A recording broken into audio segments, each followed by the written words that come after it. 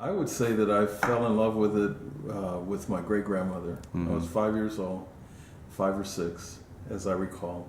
And it had to do, she felt like it was very important for a young man to know how to cook.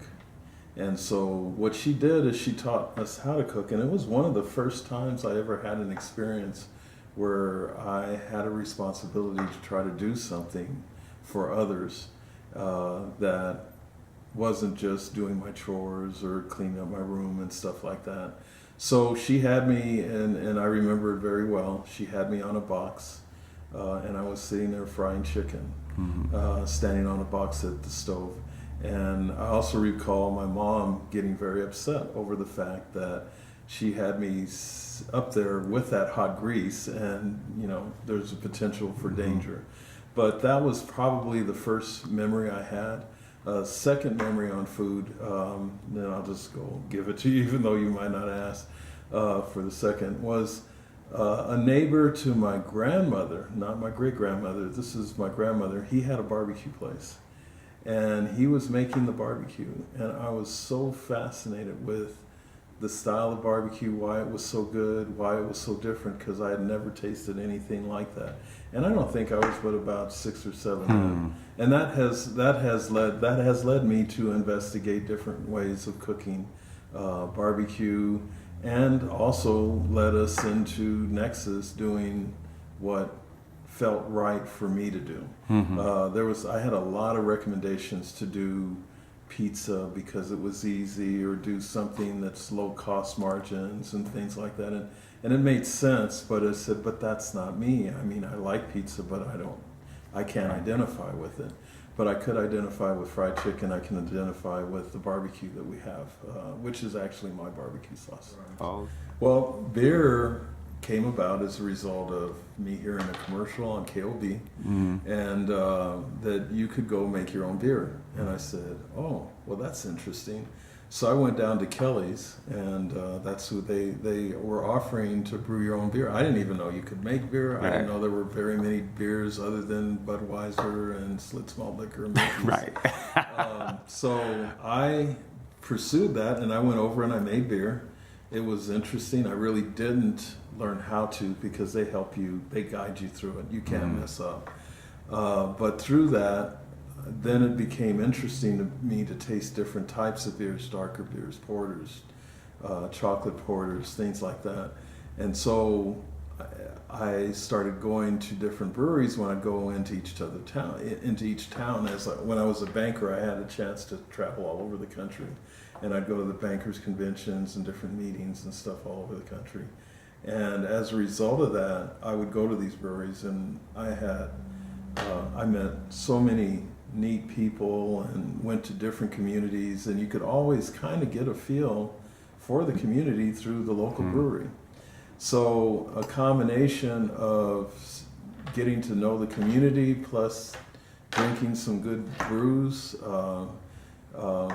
all kind of came together, and is really the reason why we started Nexus, because I thought that making beer, 4 or 5 years ago, in fact it was 6 when I finally decided to do it, I said that's something that I could probably manage, and it's something that I want to do. So as we develop and grow, my intention is to become more artisan, and what that means is making our own sausage, making our own bacon, and looking at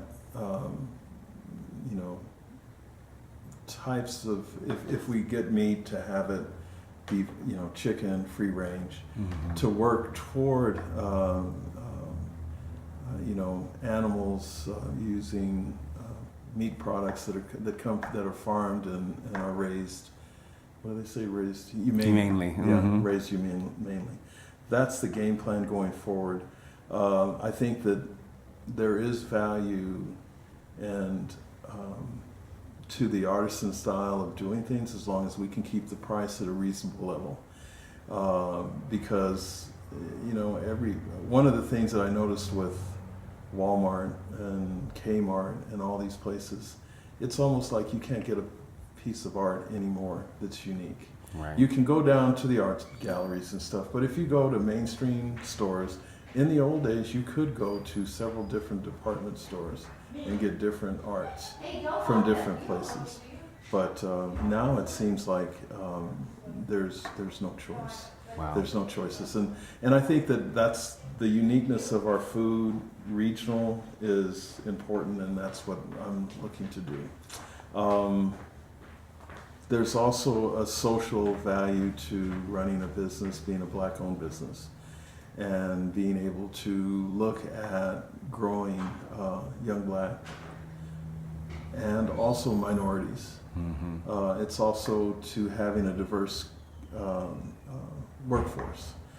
We have everybody just about covered, from Vietnamese to Native American to Black to from Mexican to New Mexican to Anglo. We have just a little bit of everything, and I'm very proud of the diversity that we have. So that's where I think the food meets with the social side of everything for me. It's about building an organization that is representative of our community and is open to everyone. And if you look at our customer base, it's everybody's out there too, which is something I'm real proud of. And so the question is, what is the end of food?